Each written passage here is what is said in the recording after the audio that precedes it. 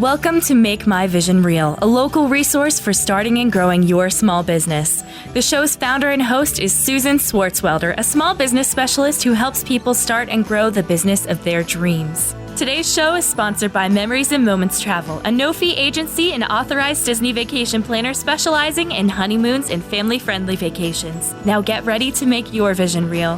Here's Susan Swartzwelder. Hi, everyone. Welcome to Make My Vision Real. This is our weekly show that focuses on helping people launch and grow small businesses. Today's topic is Onward and Upward, moving out of our own way. My guest today is Lori Gorrell. She is the owner of Upward Solutions Coaching and Consulting. Lori is a skilled life coach and professional trainer. She is a master at getting to the core of the present situation so that future actions are taken with more clarity, focus, and ease. Lori is a certified coach through the International Coach Federation and is a graduate and trainer for the Academy for Coaching Excellence. She has had a successful corporate career of more than 20 years at Rubbermaid and Serve a Relocation, and today she focuses primarily on professional development for individuals who are serious about making positive life changes. Welcome to the show, Lori. Thank you so much for joining us. Thank you, Susan. I'm very excited to be here. I wanted to explain that in this show, what we do is we introduce you to our audience and explain a little bit about your background and give people a taste of what it was like before you started a business of your own.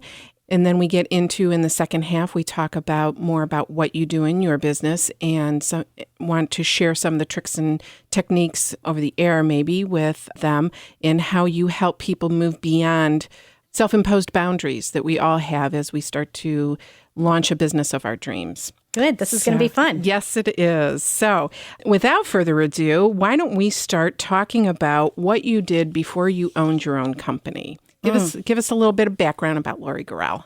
I started in corporate.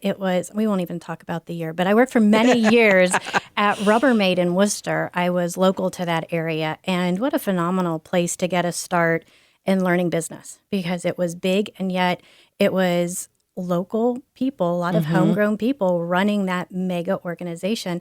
And they did everything they could to make sure you had a well-rounded experience there. So I had an amazing experience, but most of my time was in marketing and sales communications there. We moved north for my husband's job. And after we got here, I was at Serve a Relocation for several years. And I was director of client services. So I had clients all over the country and was fortunate enough to travel and help them strategize and plan and move their employees from place to place. Wow, interesting. And so when you say that you were in marketing, what kind of marketing? Was it business-to-business marketing? Was it, explain a little bit about that. That's consumer marketing. So it was a consumer goods company. And so the marketing that I did was in a couple of different ways. So I did internal work with the marketing department in that we would design packaging. So somebody would give us the specifications and we would go to work with the ad agencies and the designers. And so like you would make the boxes for we would do the artwork for the boxes. So there are engineers to come up with the packaging and what it needed to be as size-wise. And it would come to us for what was on the box. What was on a box or a label. Gotcha. Yeah, and what was the message that it needed to convey. And then working with the retailers to make sure that they had what they needed to go out with a great campaign or back in those days, it was before digital photography. So it was what color of product. Okay, we're not dating us. Yeah, right? yeah. So we needed to go out with what color of product did we need to send to the retailer to put in their ad. Right. So, yeah, right. No, we're not dating ourselves at all. No, not at all. No. And so, so when you moved to Serva, then you were in customer relocation or corporate relocation. Corporate relocation. Yes. So my clients ranged from the locals like Goodyear and American Greetings and Sherwin-Williams to I had two different railways, one in Florida and one in Kansas City. Oh, wow. So, and some other companies out on the West Coast, some grocery retailers on the West Coast. So I really had a fantastic experience working with a wide variety of corporate clients. And so when you were working with them, how were you working with them? Like, was it top corporate people or were middle management kind of? It could be anything, depending on the company and who wanted to be involved in that decision making. So every company is different. Sometimes the purchasing departments make all of those decisions on which vendors they go with. And sometimes it's completely driven from the top. They know what they want to provide. So and it's size dependent on the company. So we would develop policy depending on what they would want to offer their employees as benefits. Oh, I got you. Okay, so you were sort of the facilitator. So somebody would come to you and say, we want to move this type of employee or these kinds of employees in groups of employees, right? We might have tiered right. relocation policies. So I would work with them to make sure they had a policy package that was right for the types of people that they were going to move.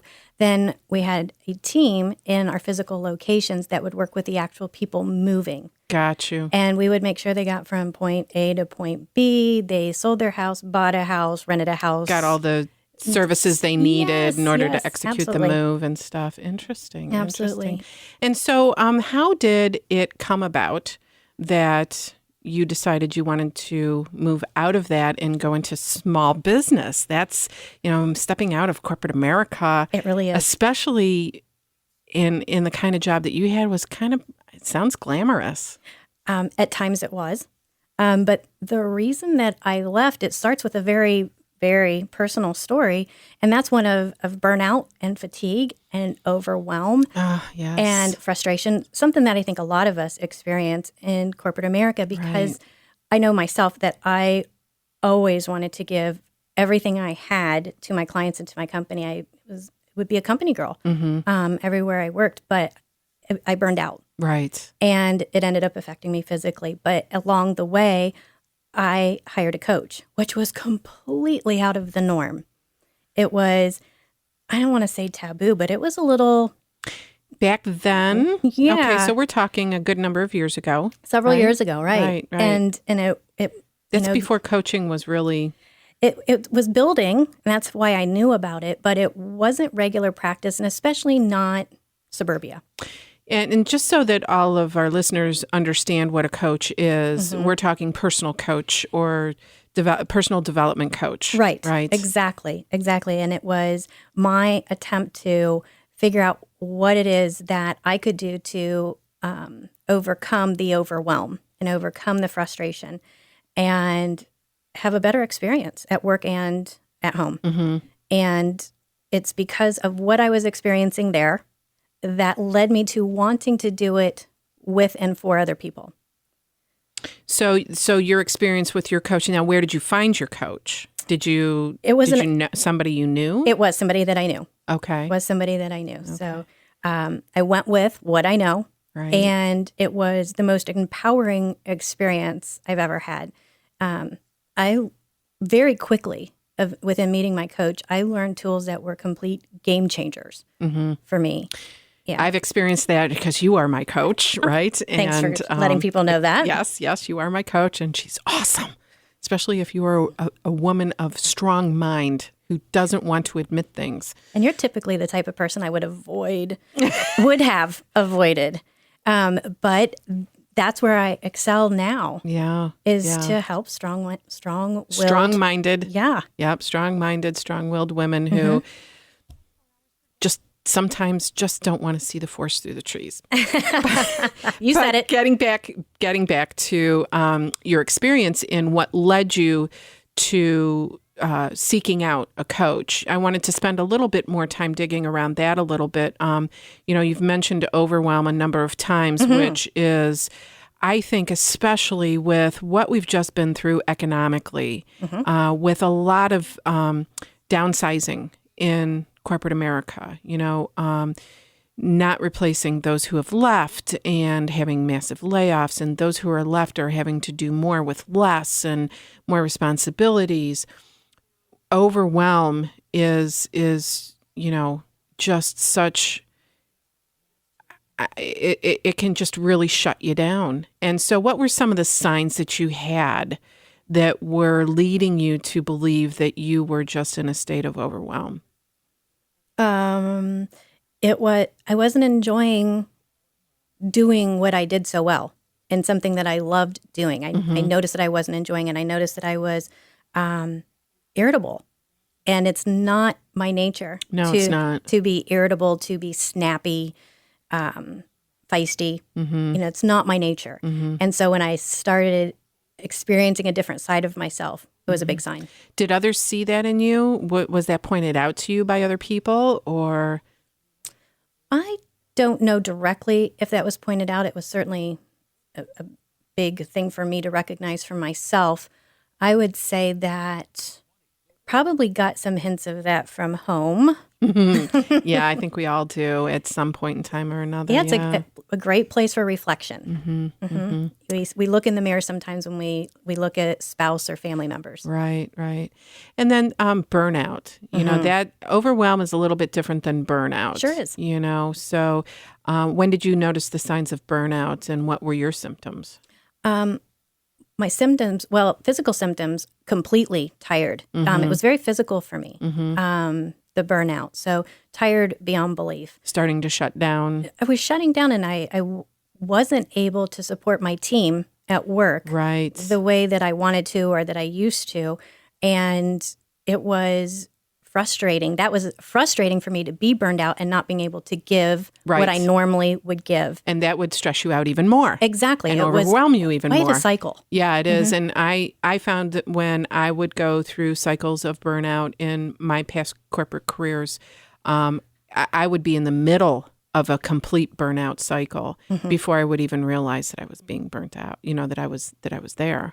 Yeah. And then some damage has been done. And then damage is done, not only physically, right, because it does take a complete physical toll on you, but also with relationships and status and all of these other things. Perception, right? And just your overall communication with those that you're in work with.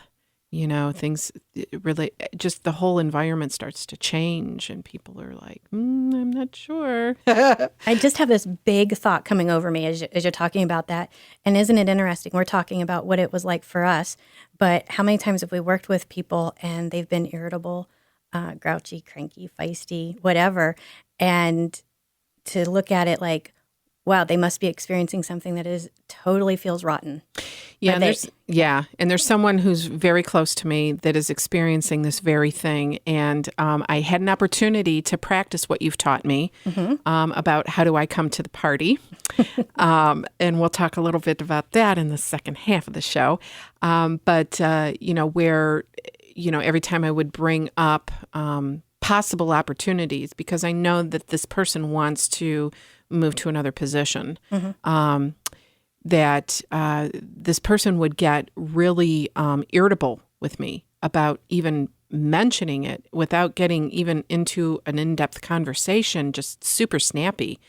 And I finally said, is there something about the way that I ask that just sends you through the roof, or what is it?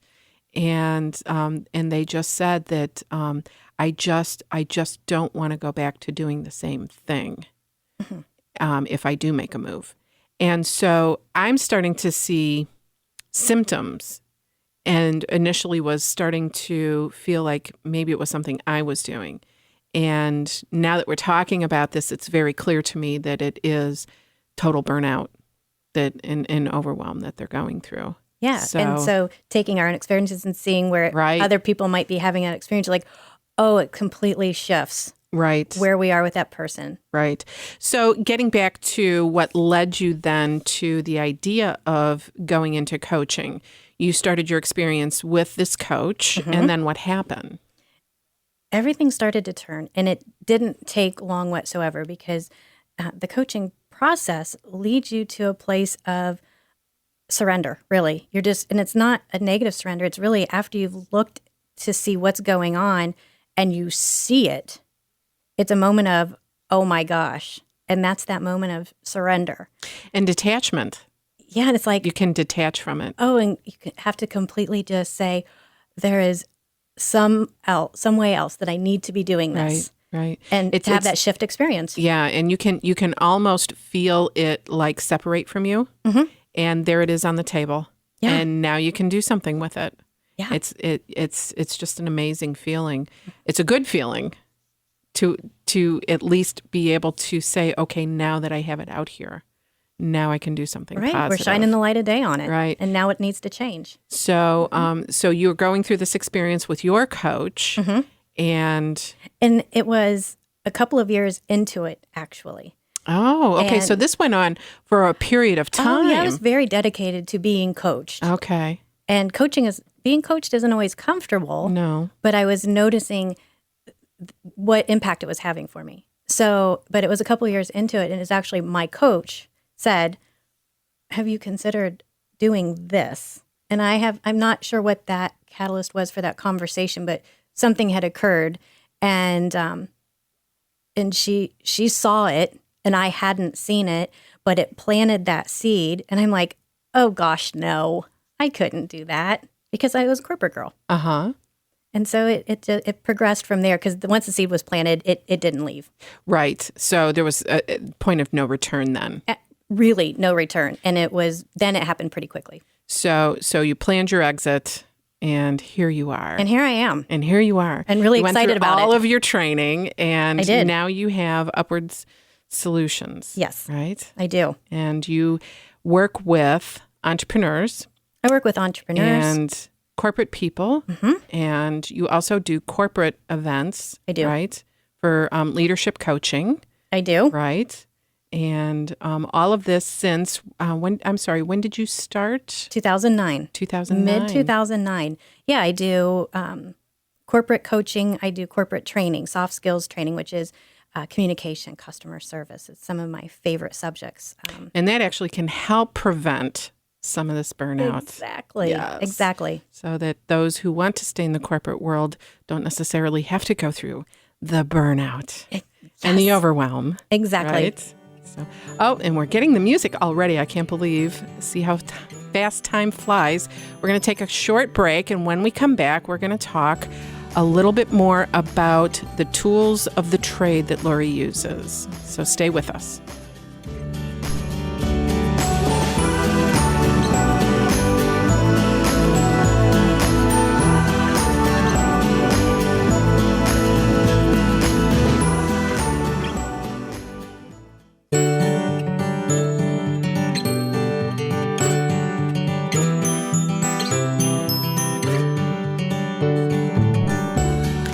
And we are back.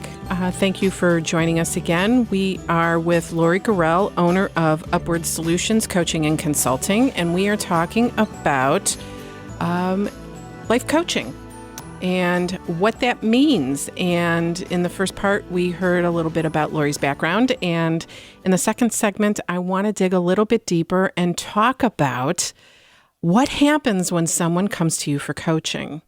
Now, being that I am one of your clients, and I am happy to talk about anything because I am transparent and believe that everybody can benefit from a coach, especially when it comes to starting up a business. Let's talk a little bit about that process, if you don't mind, Lori. Not at all. It's actually my joy. It is my favorite topic to talk about with you because I get the benefit of hearing over and over and over again these tricks of the trades and the tools that you use. And every time I hear them, it just gets deeper and deeper with me. So I eat this stuff up. Good. So let's get into it. So when someone comes to Lori Gorrell, typically, some of the things that they want to work on, for me, for example, was I'm starting a business of my own. I know I can do this, but I'm having trouble moving forward. What are some of the other reasons that people come to you? Oh, and it's fun. And I first want to go back to the words life coach. We've been portrayed with real interest on sitcoms. And I would say that it's probably not an accurate description of what I provide. No, because not totally. Right. It's more of a business coach, leadership coach, professional development coach. It is. But every skill and tool that you learn is applicable to life. Right. In so many different facets. It is so multidimensional. It really is. And unless you've had the experience of having a wonderful coach, it is so game changing. So instead of talking about what it does for you, let's talk about how it does, how we get there. Okay. So, well, you asked about a couple of reasons people would come to me. So yours was about when you're starting your business. Others, I've had someone that came to me and it was really a blast to work with this person. Her thing was about, I don't get along with people very well that aren't like me. mm-hmm. And isn't that the case for a lot of people? It is. If people don't think like us, or they have different work styles or what have you, it can be hard to understand them and relate to them and have a good relationship with them. So that's where we started. Now, all the tools progressed and they were able to learn so much more. But it started with, I want to get along with people better who aren't like me. Mm-hmm. Some people want to improve their communication because they want to move ahead in their organization and they see that their communication style or skills is something that has been getting in the way. Mm-hmm. But a lot of it has to do around moving forward in their personal and professional lives. Right. In one fashion or another, there is many different reasons to come to coaching as there are people. Right. That's true. That's very true. And one of the tools that you can use for figuring out what kind of person you really are, right, is the DISC assessment. Yeah, it's a great communication tool. I've had it done twice, and the second time with you. Mm-hmm. And the report that I got back, oh man, I was reading it, and it was just like, oh, that's me. Oh, that's me. Yeah, oh, that's put your me. picture on it. But what was interesting about this report is that it didn't just describe me. It also described the other types of people within the DISC assessment that I would encounter, and the best way to work with those people so that it's always a win-win situation. Right. DISC is an amazing tool because it is an every person's tool. Right. Everyone can understand what they learn from DISC because they're seeing something about themselves and they're seeing something about the people around them. They get to disagree with something if they want to. If they say, that's not so much like me. But more often than not, they're like, this is so me, put my picture on it. And then they have an opportunity to look at the other styles and determine which of the other styles, there's 4 styles in DISC, which of the other styles is most difficult for them.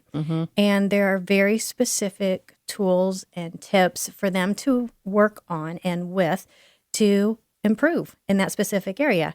And then there are subcategories, right? So there are the 4 main styles, and then there are the sub-styles, and that even gets... And blends. Yeah. All kinds of blends. It gets detailed by the end of the report where you can get down to the very minute detail. So it's interesting when multiple people in an organization do it because they have those exact styles of each of their peers.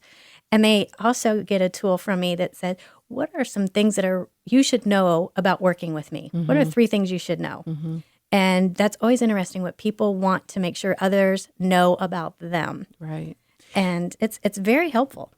I think to be able to have this DISC assessment, especially if you're an entrepreneur or a solopreneur starting out a new business, understanding what type of person you are according to the DISC assessment is really important, because then I think that it gives you a strategic edge in really identifying the things that you will be able to focus on the best in building your business. Because, of course, we all know we can't all do everything in our business, right? We need help at one point in time or another if we're going to grow and prosper. And so being able to identify those things and the types of people that we want to surround ourselves with is really, it can be used that way too. Right. Which is right. And so predominantly important. each organization has a culture. So if it's a solopreneur, you're going to have a single style culture. But if you have multiple people in there, are there a lot of dominant personalities? Well, if so, it's a good eye opener to what might you be missing because you are all of the same style. Right. So where might you need to look to use your own talents, but look underneath the layers a little bit to get there. Right. And so let's talk a little bit too about some of the other tools that we use When you and I were working together, there was one specific tool that really hit home with me, and it was the life's intentions sheet. Oh, one of my favorites. Love this one. One of my favorites. And it's something that I start with because it's a building block, a foundation for us to continue to build our relationship. But you work with the why. Mm-hmm. And when you do your business planning. Right. And consider the life's intentions the precursor to that why. Because our life's intentions are what we want to be known for. Mm-hmm. And it's the handhold or the foundation or the anchor point for us to put our goals to. Right. So when things get difficult and we have this goal of being a multi-million-dollar organization and things are getting hard and you said, why am I doing this? This is hard. And you have those life intentions to anchor it to. And it's a good reminder to demonstrate that life intention in everything that you do. So say it might be about being a well-respected professional. Mm-hmm. And then you get to take your actions around that intention. Well, what am I going to do to demonstrate being a well-respected professional? Right, exactly. And so those words echo in my head often, right? Because I'm a strong-minded person. You don't say. Sometimes, right? And so my standards of integrity and my life's intentions need to be put in front of me sometimes to remind me, right? Mm-hmm. So let's go through a couple of the life's intentions and standards of integrity. Okay. Well, the life's intentions, like I said, those are the things that we want to be known for, the flags that we want to fly in front of us. That will live on beyond us. Yeah, it's, you want to be known for your potential and your possibilities and your intentions, not your issues. Right. So being a well-respected professional is one, being a creator of beauty, being a successful author or a masterful coach. Or a loving mother or yeah. a present father or whatever. I mean, it can get really simple and it can get really deep. Exactly. Right. And it's an exercise that I do with every single one of my clients, whether it's one-on-one coaching or group coaching. It's something that we do almost from the very beginning because it is so vital because our actions need to come from that place of what do we want to be known for. Right. That's really what is really important to us right here and right now and take our action from that place. And then you mentioned standards of integrity. Standards of integrity, which is one of my favorite tools too. All of it is good. But so let's talk a little bit about the standards of integrity. So if our life's intentions are our why, our standards of integrity are our how. Okay. How are we going to demonstrate being a well-respected professional? Well, we have our standards of integrity. It's our core values, and it's another exercise that we do to uncover those for you, and it becomes the foundation for our actions. So if it's important to me to be kind and loving and genuine and adventurous, and the list goes on, but it gives me a place of how am I going to demonstrate being a well-respected professional? Well, I'm always going to show up being genuine and generous and kind. And in doing that, I will be able to reach my goals. Gotcha. Because if we come from that authentic place, it's going to come along. Right. And that when Lori's talking about always starting with the why, that is why are you in business and why should anybody care? And that ties back to the Simon Sinek book, Start With Why. So just for those who have not heard previous shows in reference to that, I wanted to tie that in because it is part of the important message, always having a why. We all start with why. Right. Right. And before there was a Simon Sinek in my life, there was the Academy for Coaching Excellence and the Life's Intentions, and that was my why. So let's talk a little bit, too, about our self-imposed obstacles. Oh, that's the best, isn't it? This is the best one, right? So how many of us have brilliant ideas and we never do anything about it? Because I'm not good enough. We talk I'm ourselves not smart out of it. enough. I'm not pretty enough. I'm not strong enough. All of the reasons. I don't have enough money. What will the neighbors think? I don't have the support. I don't have the money. I don't have the knowledge. I don't have blah, blah, blah. And it just goes on. Yeah. Right? We turn around. Yes. It's a great idea, but at the border. Yeah. Yeah. It's called trouble at the border. Right. We go from this place of having the brilliant idea to taking the steps to create the goal to get there. Right. We take that first step and it's like, oh my gosh, it's way harder than I ever thought because all of a sudden you're using energy. It's like dragging a 100-pound lead anchor. And it doesn't have to be. But it feels that way. Sometimes. It does. Sometimes. And so what are these conversations that we're having are? Well, the Buddhists had the best term for it, and that is how I learned. It was monkey mind. Monkey mind. Monkey mind. And what that is for us is self-limiting conversations. Right. And I just love the monkey concept, though, because, it's way more fun to feed the monkey a banana and say thanks for sharing, right, than it is to listen to it, right, or just talk about self-limiting conversations. It adds an element to it that can help us get through. Right, and it can be very visual. Mm-hmm. And I have had many conversations with you walking around my house going, I'm having this conversation. It won't stop. Peel me off the ceiling. Please help me get this monkey off my back. Mm-hmm. Because that's what it feels like, right, to me at 2:00 in the morning. Absolutely. Not that I would call you at 2:00 in the morning. Let me just be clear. I wouldn't take the call. No, she probably wouldn't. No, because you have the tools. Right. After you've been with me, you have the tools to recognize when is it a self-limiting conversation so that you can get some space from it. Because once you identify it, you can say, oh, there it is. Right. There it is. And there is something that is more interesting to be doing or thinking about that will move me forward, because this conversation is not it. And it can be really an overwhelming situation when we are having these monkey mind conversations. And those who have been coached by you, I know many of them personally because I've referred them. They've been my clients and I've referred them to you to get the proper coaching to be able to handle these monkey mind conversations. And so now we sort of sit around when we see each other on a social engagement, talking about the different monkey mind conversations and sort of comparing notes. But there are certain tricks that we use to get past these conversations. First, like you said, acknowledging that we're even having one, right, is a huge step. And I know personally that it took me a while to recognize that that's what I was having. You didn't want to go there. Mm-mm. And I didn't. And I think so many, and this may or may not have been your situation, but so many think it is something's wrong with them. Right. If they're having monkey mind, and nothing could be more normal. Right. It's a function of our brain. It's biological. It really is. Is. It's science. Why Right. we even have these self-limiting conversations, because it's trying to warn us of potential danger.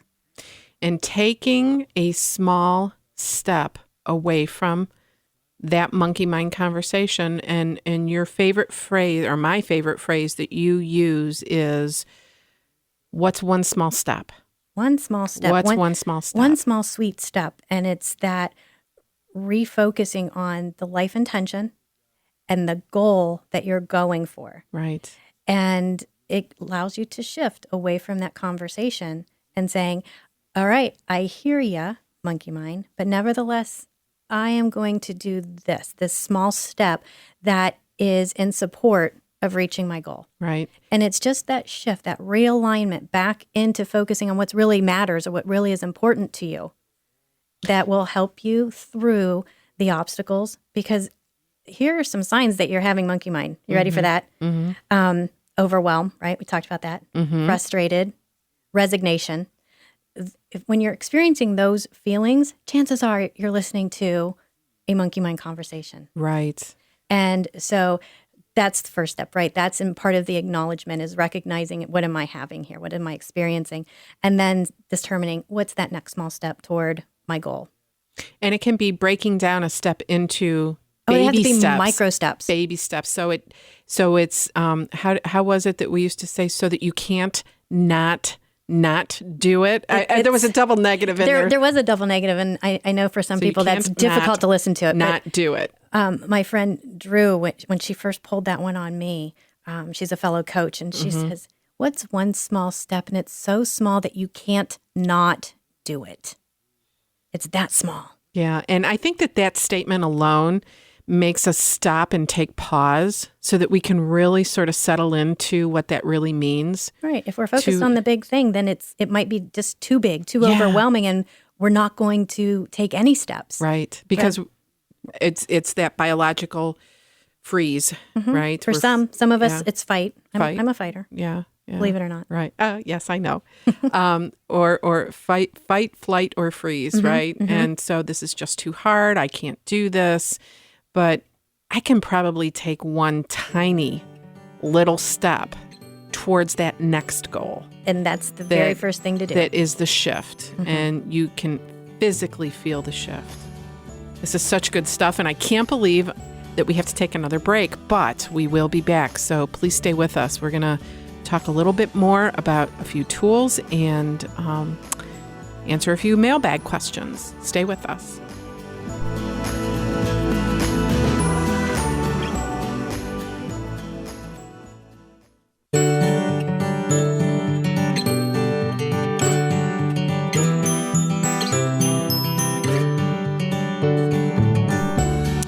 And we are back. Thanks for coming back with us. We are with Lori Gorrell, owner of Upward Solutions Coaching and Consulting, and we have been talking about coaching around your life's intentions, and especially when it comes to being an entrepreneur and some of the conversations that we have monkey mind wise, and the limiting the limitations that it puts on us and stops us dead in our tracks.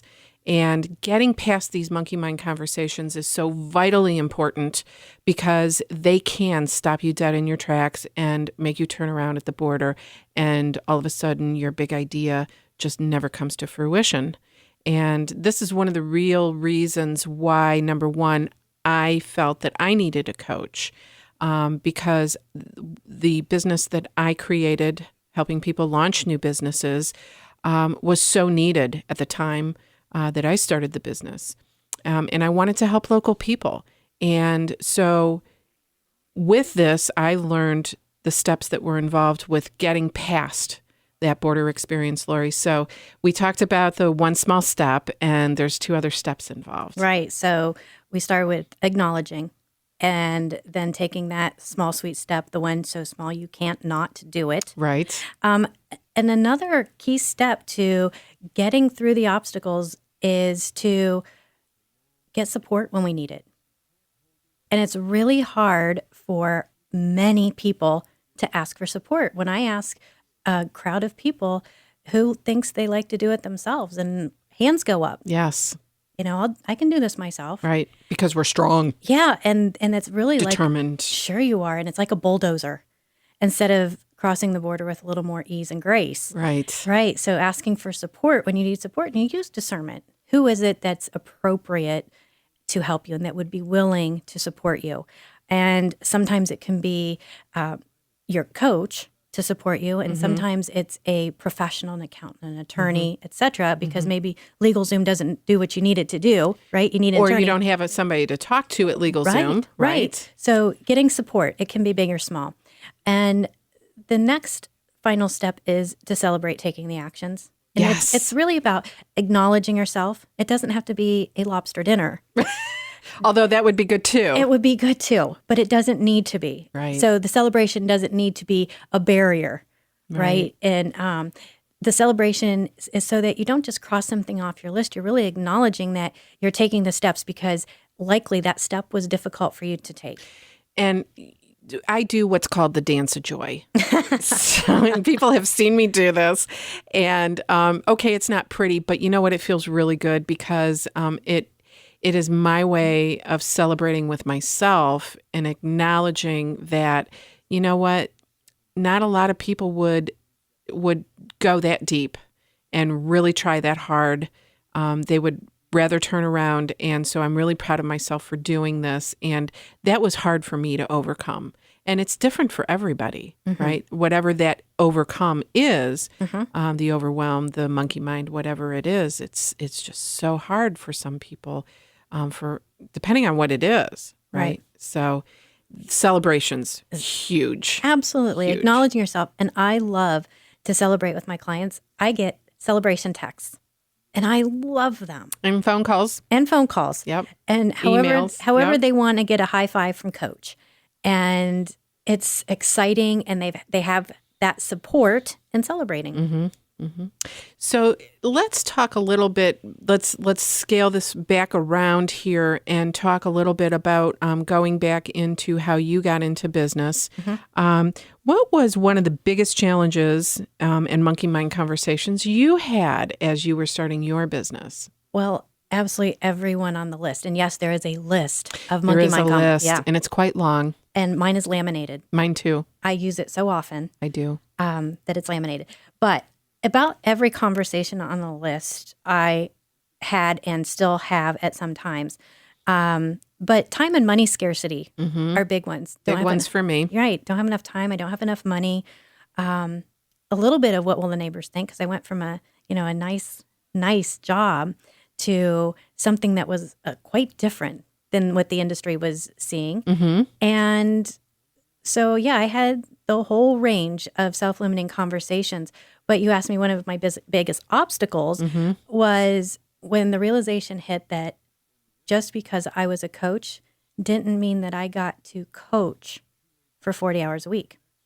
That would be a dream come true. Coaching and training, being with groups of people, whether it's the academy pieces that I train, which is where the life's intentions and the standards come in, or if it's the DISC, or if it's the individuals I coach, doing that 40 hours a week would just be phenomenal because that is my pure joy and what gets me out of bed in the morning. But my biggest obstacle was the realization that I also needed to be my accountant, my bookkeeper. Well, I needed to be my bookkeeper, hire an accountant, an administrative assistant. I needed you have to be. I had to assemble my own packets, make my copies, have board meetings with myself, and so on and so forth. I needed to be everything, every aspect of a business, and quickly realized I needed to hire a few of those pieces done. Right, I didn't have a corporate structure behind me. So it's jumping the chasm that I call the difference between doing it all yourself and spending the money to hire someone to do it. And I That's wish a I huge would have chasm for everybody. I wish I would have jumped it sooner. I tried for so long to do all of it, and that was probably my biggest struggle. And still, there are things that I really need to do myself that is not coaching or not training, and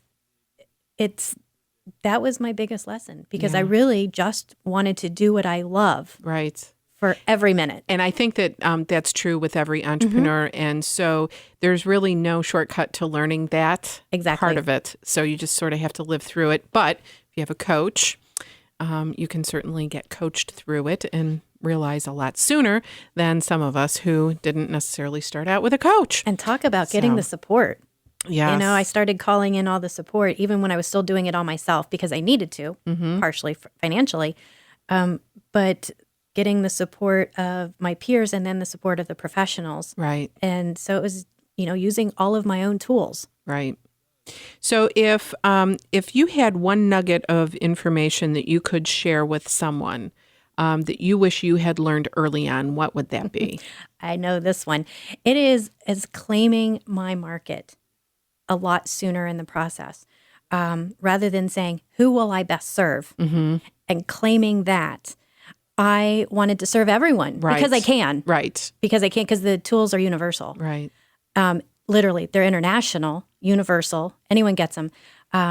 But I didn't want to claim my specialty, which is women in business as far as individuals that I coach. Women in business, women who are starting businesses, women who want to take their business to the next level or their leadership skills to the next level.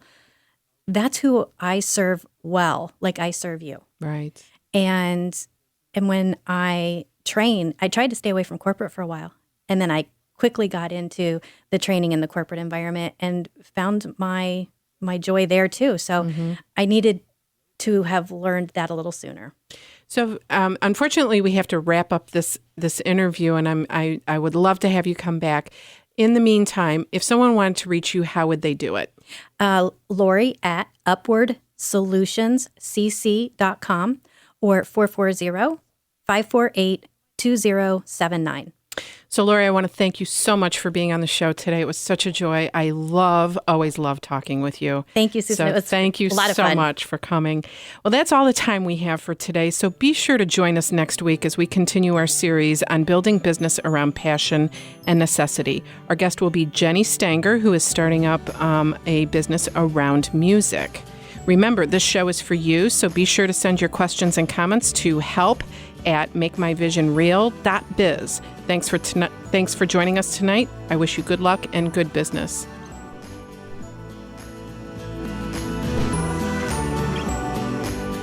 You've been listening to Make My Vision Real, a local resource for starting and growing your small business. Visit makemyvisionreal.biz for more information on connecting to local resources. Send your questions for next week's show to help@makemyvisionreal.biz.